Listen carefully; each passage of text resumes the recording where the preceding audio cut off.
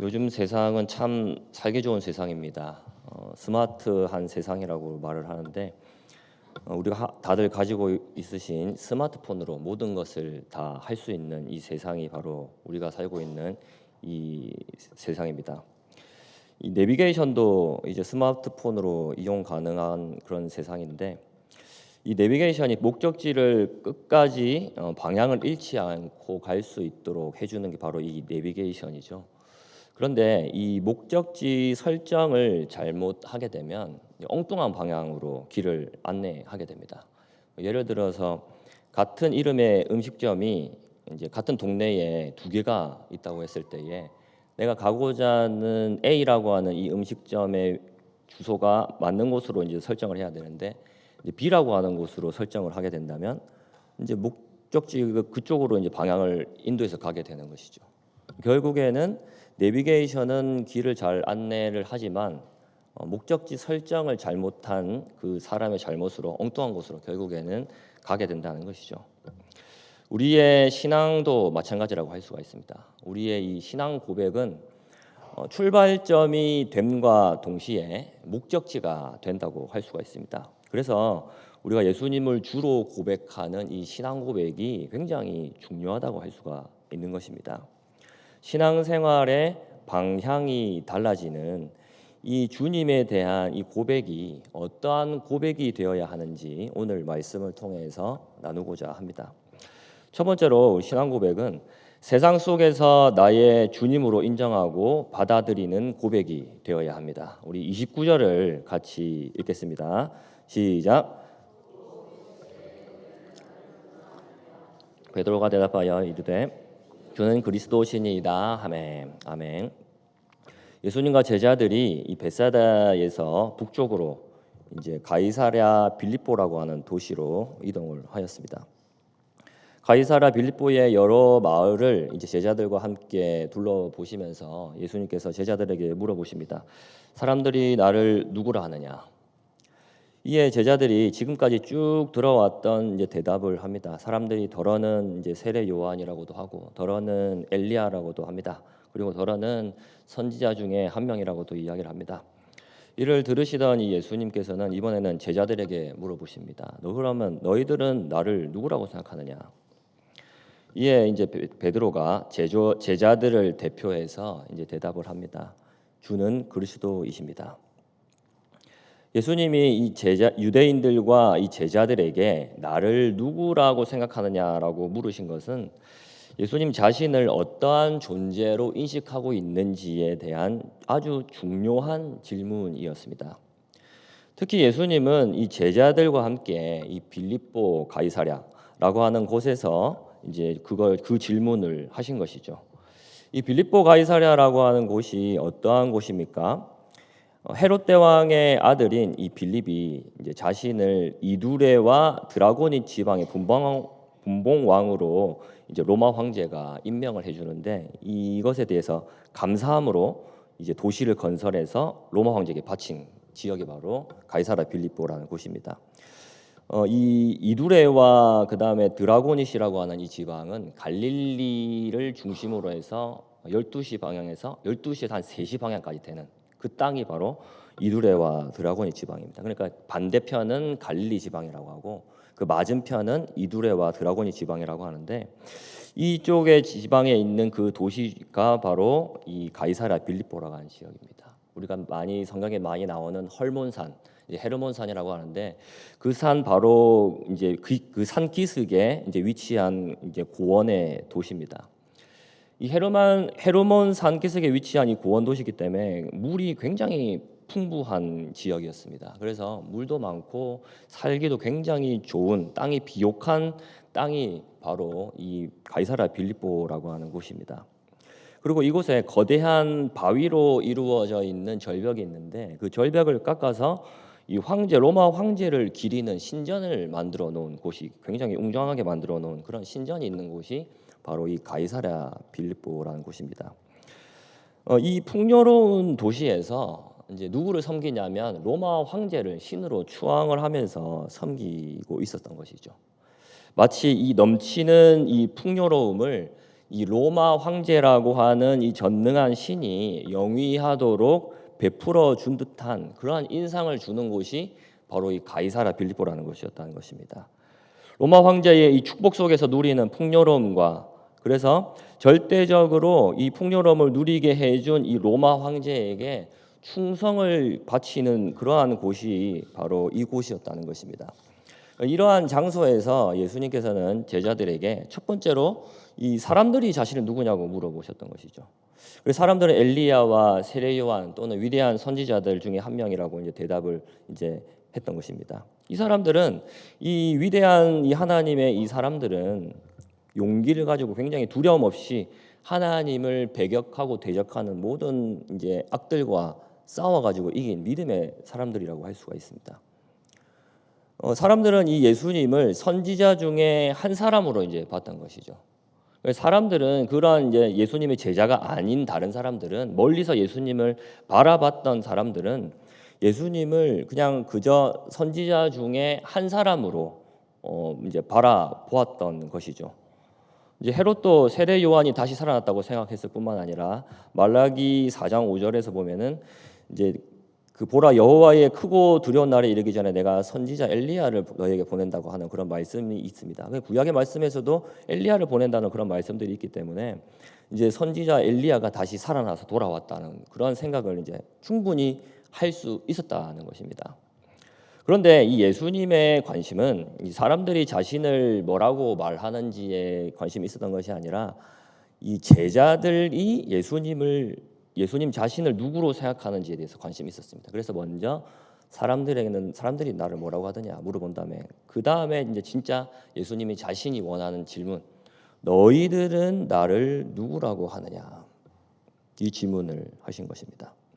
다른 사람이 아닌 이 예수님의 곁에서 보고 또한 말씀을 들어왔던 이 제자들을 예수님께서는 제대로 예수님 자신을 알고 고백하기를 바랬던 것입니다. 베드로가 대답합니다. 주는 그리스도이십니다.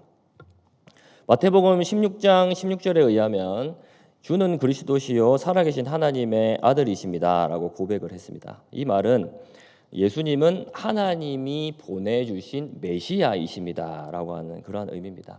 하나님이 보내주셔서 이스라엘을 구원해 주실 기름 부은 받은 왕이신 메시아라고 하는 그러한 뜻인 것이죠. 세상의 왕과 같은 이 로마 황제와 같은 이 세상의 영광과 번영을 가져다 주는 그러한 왕으로서의 메시아가 아니라 올바른 진리의 길을 걸어가셔서 하나님의 방법으로 온 세상을 구원하실 이 메시아인 것을 이제 베드로가 고백을 하고 있었던 것이죠. 이 열렬한 이 황제 숭배의 이 도시의 문화 속에서 예수님을 왕이라고 지금 고백하고 있는 것이죠. 그리스도라고 고백하고 있는 이 믿음은 예수님을 오병이어와 이 칠병이어를 통해서 그저 빵을 먹여주는 그러한 지도자가 아니라 생명의 말씀으로 사람의 생각을 변화시키고 또한 영혼을 구원하고 육신의 삶을 변화시키는 분이 바로 이 메시아이신 예수 그리스도라고 하는 그러한 고백을 베드로가 여기서 할 수 있었던 것입니다. 지금까지 예수님이 누구신지 이제 깨닫지 못했던 이 제자들이 예수님이 계속 제자들 보고 답답해하셨거든요. 아직도 깨닫지 못하느냐 이야기를 계속 하시면서 답답해하셨는데 이 가이사랴 빌립보에 이르러서야 이 제자들이 예수님이 누구신지 참된 고백을 할 수 있게 되었습니다. 오늘 본문 8장 말고 이제 8장 22절에 보시면은 이 벳세다에서 이제 맹인의 눈을 뜨게 하시는 이제 장면이 이제 나오는데 이러한 그 맹인의 눈을 떠서 예수님을 바라볼 수 있게 하는 것, 이것이 바로 무엇을 의미하냐면은 제자들이 점점점 눈이 밝아져서 예수님이 누구신지 깨닫게 되는 것을 의미하는 그러한 본문이거든요. 그리고 본문에 이어서 이제 베드로가 예수님을 그리스도라고 고백을 한 것입니다. 예수님에 대한 이 신앙 고백은 이 세상의 신들 가운데 예수님만이 유일하신 구원자이심을 믿는다는 이 믿음의 고백입니다. 세상에 주는 행복보다 예수님의 구원하심을 통해 얻는 이 새로운 이 생명과 삶이 바로 무엇보다 바꿀 수 없는 귀중한 것임을 인정하고 받아들인다라고 하는 고백입니다. 그렇다면 이제 왕 대신 이 예수님의 이 말씀으로 다스리시는 이 통치 속에 내가 기꺼이 들어가겠다는 그런 이제 결단이 있어야 되는 것이죠. 구원받은 백성으로서 왕이신 예수님의 이 말씀을 듣고 그와 같은 삶을 살아가야 하는 것입니다. 사랑하는 성도 여러분, 예수님을 우리의 유일하신 구원자시요 구주 되심을 믿으십니까?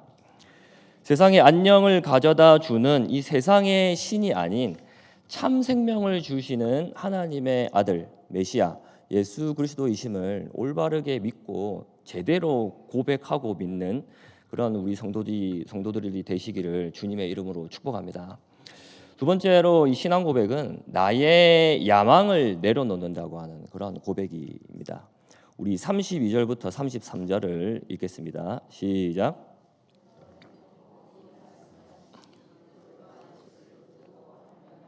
예수께서 돌이키사 제자들을 보시며 베드로를 꾸짖어 이르시되 사탄아 내 뒤로 물러가라.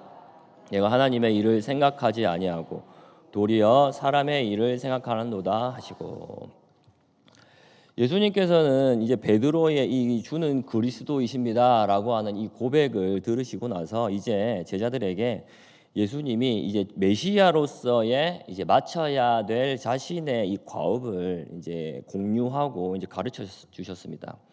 이 과업은 세상이 원하는 승리자로서의 그리스도의 모습이 아니라 패배자로서의 그리스도의 모습이었습니다.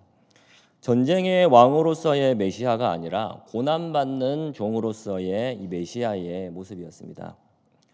자신이 많은 고난을 받고 죽임을 당할 것과 사흘 만에 살아나실 것을 이제 말씀을 하시면서 제자들에게 이제 알려 주셨던 것이죠. 근데 이것을 들었던 이 베드로의 반응이 이 고백과 굉장히 맞지 않는 정반대의 모습을 보입니다. 예수님을 붙들고 강하게 항변하고 있었던 것이죠. 이 붙들고 항변하는 이 내용이 이제 단어를 보면은 멱살을 강하게 붙잡고 막 흔들면서 예수님한테 뭐라 하는 그런 내용이거든요. 그러니까 예수님의 제자, 예수님의 말씀이라고 하면 껌뻑 죽던 이 베드로가 예수님이 자신이 죽어야 될 것, 고난받고 죽어야 될 것을 이야기를 하시니까 예수님의 옷을 잡고 막 흔들면서 격렬하게 거부 반응을 이제 보이는 것입니다. 예수님께서는 베드로에게 사탄아 뒤로 물러가라 이렇게 말씀을 하십니다. 하나님의 일을 생각하지 아니하고 사람의 일을 생각하는도다. 이렇게 야단을 굉장히 꾸짖으면서 야단을 치셨습니다. 이 베드로는 예수님을 그리스도라고 고백한 것까지는 굉장히 좋았는데 그 이후에 이 자신이 품고 있었던 인간적이고 또 세상적인 이 야망을 내려놓지는 못했다는 것입니다. 그래서 이 예수님이 죽어야 한다는 이 말을 듣고는 강하게 부인하고 그 사실을 이제 거부를 했던 것입니다. 왜냐하면 예수님이 죽고 나면 이 자신이 기대했던 이 것들이 이제 물거품이 될 것이기 때문이었습니다. 하나님의 일, 예수님께서 하나님의 일을 생각하지 않는다고 말씀하셨는데 하나님의 일이란 바로 하나님이 하나님의 주권으로 이루어 가시는 일을 이야기를 합니다. 그러니까 여기서는 예수님의 죽으심과 부활하심을 이제 이야기를 하는 거죠. 그런데 오늘날 이제 우리가 그것을 믿고 신앙생활을 하는 우리들에게 이 하나님의 일이란 무엇이겠습니까? 하나님께서 우리를 통해서 이루어 가실 일들을 이제 말을 하는 거죠. 하나님의 완전하신 계획, 주권하에 그 계획 속에서 우리를 통해서 이루어 가시는 일들이 바로 하나님의 일이라고 할 수가 있습니다. 그 하나님이 이루어 가시는 그 일 속에는 이제 우리 자신의 이 세상적인 이 야망이라고 하는 것은 조금도 들어가 있지 않다는 것입니다. 온전히 하나님께서는 우리를 통해서 하나님의 일을 이루어 가시는데 그 안에 우리의 이 세상적인 욕심과 야망은 조금 더 들어있지 않다는 것이죠. 우리가 예수님을 주로 고백하고 믿으면서 사는 이 삶은 우리를 통해서 온전히 하나님의 일을 이루시도록 우리 자신을 내어드리는 삶이라고 할 수가 있습니다. 주의 일을 할 때에 나의 인간적인 욕심과 또한 명예욕과 또한 내가 드러나는 것을 경계해야 합니다. 예수님을 믿는 것을 통해서 세상적인 부와 영광과 또한 욕심들을 이루어 가려고 하는 모든 시도들을 경계해야 한다는 것이죠. 입술로는 하나님을 위한 일을 한다고 하면서 내가 원하는 것은 세상적인 부와 욕심들을 이루려고 하는 그런 마음들이라는 것입니다. 예수님의 이 제자들에게 알려주셨던 이 메시아의 모습이 바로 이런 것들과는 정반대의 모습이었기 때문입니다. 바로 뭡니까? 승리자로서의 세상적인 승리자로서의 그리스도의 모습이 아니라 바로 이 패배자로서의 예수 그리스도의 모습이 바로 예수님이 걸어가시는 그러한 길의 모습이었던 것입니다. 사랑하는 성도 여러분, 우리가 믿는 이 예수님을 나도 모르게 세상의 왕과 동일시하며 믿진 않았는지 우리 자신 한번 돌아보길 바랍니다. 분명히 예수님을 믿기 시작했는데 어느 순간 세상의 왕과 같은 이미지하고 겹쳐진다는 것이죠. 아무런 거부감이 없이 이 예수님의 모습과 또한 이 세상의 모습이 하나로 합쳐지는 것입니다. 근데 그게 우리가 신앙생활 하면서 이게 전혀 거부감이 없어진다는 거예요. 세상이 말하는 이 신의 모습과 우리 하나님의 모습, 우리가 믿는 하나님의 모습이 동일하게 보이게 된다면 이거는 굉장히 심각한 문제라고 할 수가 있습니다. 이러한 신앙생활을 하게 되면 결국에는 나도 모르게 감사할 것보다 바라는 것이 이제 더 많아지는 것이죠. 하나님한테 요구하는 것이 더 많아지는 것입니다. 내가 누려야 할 것이 더 많기 때문에 이미 받은 것보다 내가 더 앞으로 누려야 할 것이 더 중요하게 되기 때문입니다. 나를 통해 온전히 하나님의 일을 이루어 가실 수 있도록 나의 야망과 나의 욕심을 내려놓는 저와 여러분들 되시기를 축복합니다. 34절 우리가 같이 한번 읽겠습니다. 시작. 자기를 부인하고 자기 십자가를 지고 나를 따를 것이니라. 아멘. 신앙 고백은 예수님이 가신 길을 따라가는 이 제자의 삶을 살겠다고 하는 결단입니다. 예수님께서는 나를 따라오려거든 자기를 부인하고 자기 십자가를 지고 따라와야 한다고 말씀을 합니다. 자신의 야망을 내려놓는 것, 욕심을 내려놓는 것, 나를 내려놓는 것이 바로 이 자기 십자가를 진다는 것입니다.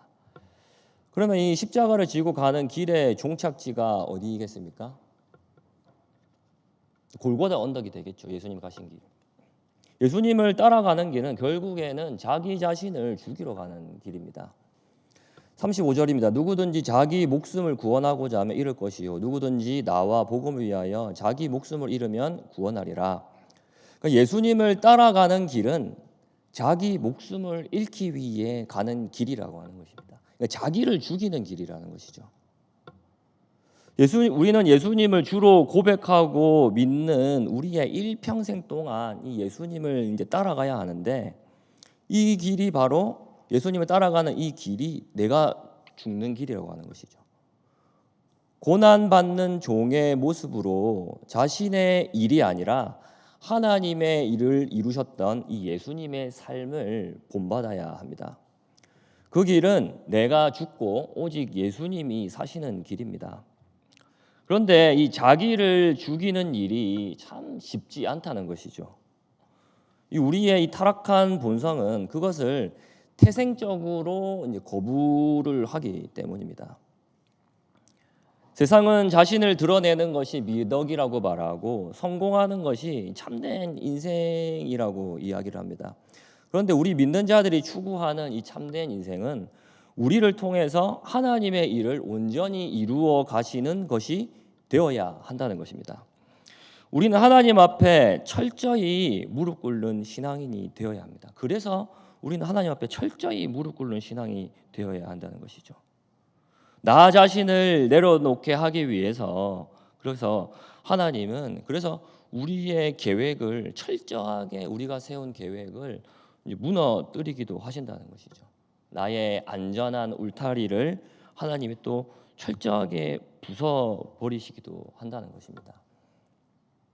내려놓지 못하는 것들을 내려놓게 하기 위해서 하나님께서는 그렇게 우리를 다뤄 가실 때도 있다는 것입니다. 근데 그것이 굉장히 힘들고 엄청난 아픔으로 다가오지 않습니까? 근데 그것이 십자가를 지고 가는 그 길이라고 하는 것입니다. 이게 나에게 왜 이러한 고난이 다가오느냐 이게 아니라, 나는 왜 잘 살았는데 왜 나는 그러한 어려움을 겪느냐 이게 아니라, 이게 잘 생각해 보면은 하나님이 지금 나를 다루어 가고 계시는 과정일 수도 있다는 것이죠. 자기 십자가를 지고 나를 자꾸 하나님이 죽이시기 위해서, 내가 자꾸 드러나니까, 또 하나님을 세상의 왕처럼 내가 자꾸 믿으려고 하니까 하나님이 자꾸 나를 죽이려고 하시는 것입니다. 그런데 그 길은 너무나도 고달프고 힘들지만은 죽고 나면 어떻게 됩니까? 영광이 돌아온다는 것이죠.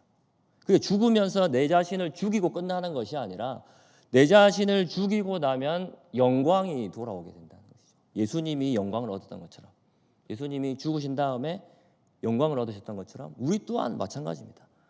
우리도 예수님을 따라가는 그 길의 끝에는 죽음만 있는 것이 아니라 죽음 이후에 영광이 있다는 것입니다. 27절에서 예수님께서 제자들에게 물어보실 때에 어디서 물어보시냐면 빌립보 가이사랴 여러 마을로 나가실 때 길에서 제자들에게 물어보고 계십니다. 길에서. 그 길은 이제 죽으시기 위해서 이제 예루살렘으로 올라가는 이제 그 길이 될 수도 있고, 그러니까 지금 빌립보 가이사랴에서 제자들에게 믿음으로 이 고백을 물어보신 다음에 이제 완전히 예루살렘을 향한 여정이 시작되거든요. 이 제자들의 고백 이후에 시작이 됩니다. 그래서 이 길은 예루살렘으로 죽으시기 위해서 예루살렘으로 올라가는 길일 수도 있고, 그 길과 또한 이 황제의 신전으로 가는 길에 갈림길이었을 수도 있습니다. 그리고 예수님께서 제자들에게 물어보신 그 길은 로마 황제가 닦아놓은 길로 가려고 하는 그 방향과, 또한 예수 그리스도께서 닦아놓으신 길을 가려고 하는 그 두 개의 길 바로 앞에 있는 그 갈림길이 될 수도 있다는 것입니다. 사랑하는 성도 여러분, 우리는 지금 어디쯤 서 있습니까? 예수님이 가신 길, 자신을 죽이며 하나님의 일을 이루시도록 우리는 그 길을 지금 걸어가고 있습니까? 아니면은 입술로는 주님으로 고백을 하면서 내가 추구하는 방향은 로마 황제가 닦아놓은 그 길을 추구하고 그쪽 방향으로 걸어가고 있습니까? 이 시간 나의 신앙 고백을 점검하면서 목적지를 재설정하시기를 바랍니다. 그 목적지는 어디입니까? 바로 주님이신, 우리의 주님이신 예수님이십니다. 우리의 왕이신 예수님이 우리의 걸어가는 길에 목적지가 되어야 할 줄로 믿습니다. 예수님이 걸어가신 그 길, 예수님이 닦아 놓으신 그 길을 우리가 힘써 걸어가도록 결단하는 오늘 이 시간이 되시기를 주님의 이름으로 축복합니다. 우리 같이 찬양합시다. 다 같이 일어나서 같이 찬양하겠습니다. 십자가의 길, 순교자의 삶 같이 찬양.